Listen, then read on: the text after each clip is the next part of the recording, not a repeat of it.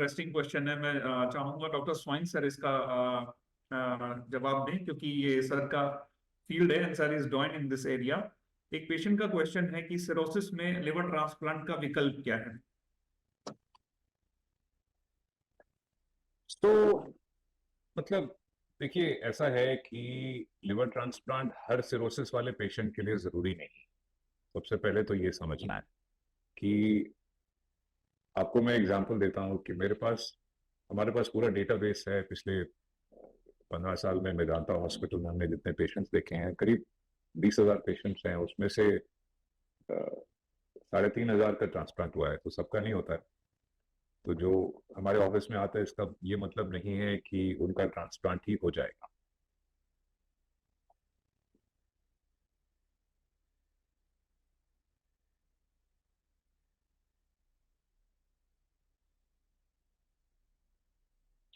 लेकिन ऐसा है कि जब डिजीज लेट स्टेज पे आ जाती है, तो जैसे मैंने अर्लियर बताया था कि सिरोसिस के 3 स्टेज होते हैं, ए, बी और सी।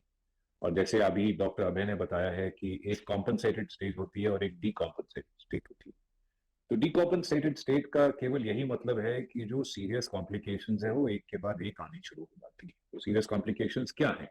जॉन्डिस लेवल ज्यादा बढ़ जाना, या पेट में, या शरीर में और कहीं, जैसे टांगों में पानी इकट्ठा हो जाना, और लिवर का फेलियर का जो इफेक्ट है वो ब्रेन तक जाना, उसको हेपेटिक एन्सेफेलोपैथी बोलते हैं। यानी कि जो कुछ बॉडी की सब्सटेंसेज हैं जो लिवर में डिटॉक्सिफाई होती हैं, वो लिवर डिटॉक्सिफाई नहीं कर पाता है, तो वो ब्लड सर्कुलेशन से सीधा ब्रेन में पहुंचती हैं और फिर कंफ्यूजन, ड्राउजीनेस ये पैदा करती हैं, तो हेपेटिक एन्सेफेलोपैथी हो जाती है।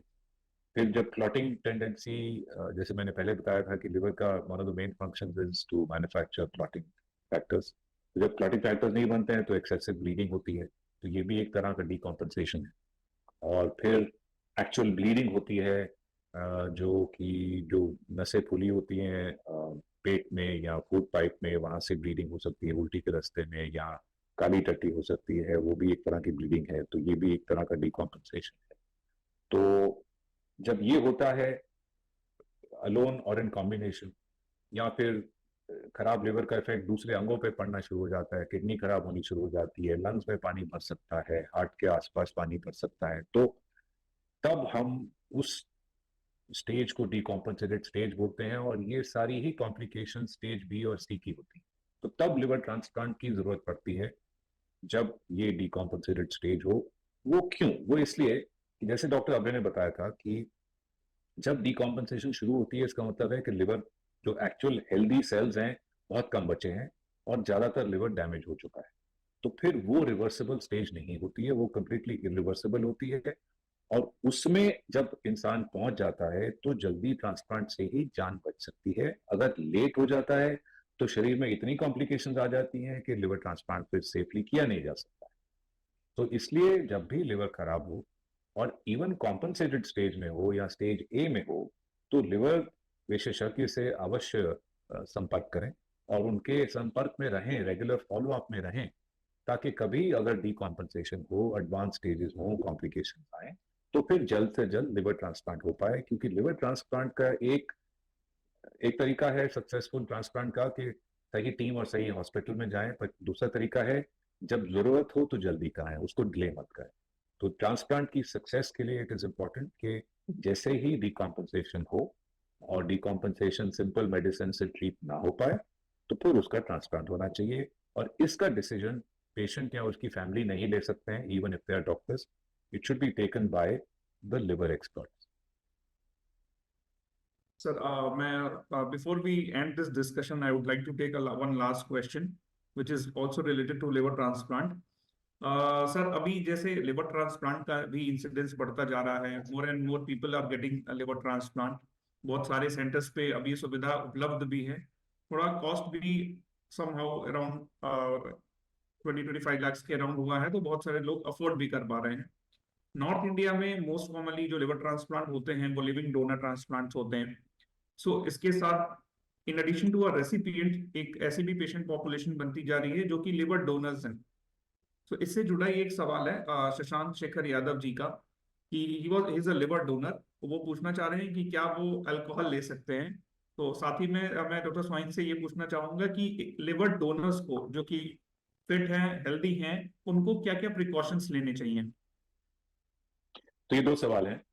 पहले प्रिकॉशंस की बात करते हैं। तो टिपिकल कोर्स ये होता है कि जब लिवर डोनर अपना portion of the liver donate करते हैं तो उनको टिपिकली 5 या 7 दिन में डिस्चार्ज कर दिया जाता है। और डोनेशन करने के दो तरीके हैं। एक है ओपन सर्जरी, जिसमें पेट के ऊपर वाले हिस्से से लेकर पेट नीचे बेली बटन तक जाकर और फिर राइट साइड में इंसिजन होता है, एक इन्वर्टेड एल ऐसे होता है। और दूसरा तरीका है दूरबीन वाला, जो रोबोटिक सर्जरी। तो हम लोग दोनों ही करते हैं आजकल। Robotic surgery 80% donors robotic surgery कराते हैं क्योंकि कोई बड़ा इंसिजन चाहता नहीं। एनीवे, फिर जब डोनर डिस्चार्ज होते हैं 5 से 7 दिन में, उसके बाद उनका उस वक्त वो नॉर्मल खाना खा रहे होते हैं, चल रहे होते हैं। और 15-20 दिन में उनकी जो बेसिक एंटीबायोटिक्स और दवाइयां हैं, विटामिन हैं, सब बंद हो जाती हैं और 1 महीने में उनकी लाइफ नॉर्मल आ जाती है।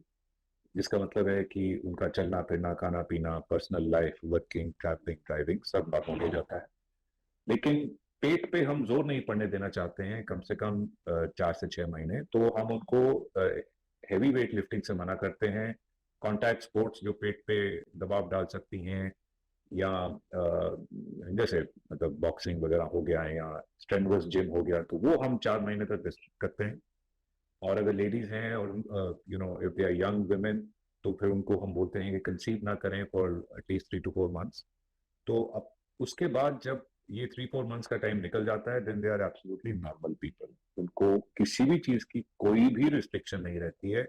क्वालिटी ऑफ लाइफ और लेंथ ऑफ लाइफ नॉर्मल रहती है, कोई दवाई और फॉलो अप नहीं रहती। उनको हम केवल 3 and 12 months टाइम पे एक अल्ट्रासाउंड पेट का और LFT लिवर फंक्शन टेस्ट करके हम उनको ऑनलाइन या मेल करने के लिए बोलते हैं, just as a check.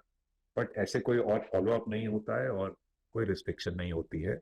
Once this period of 3 to 4 months is over and the abdominal muscles are strong and the healing has happened, उसके बाद कोई रिस्ट्रिक्शन है।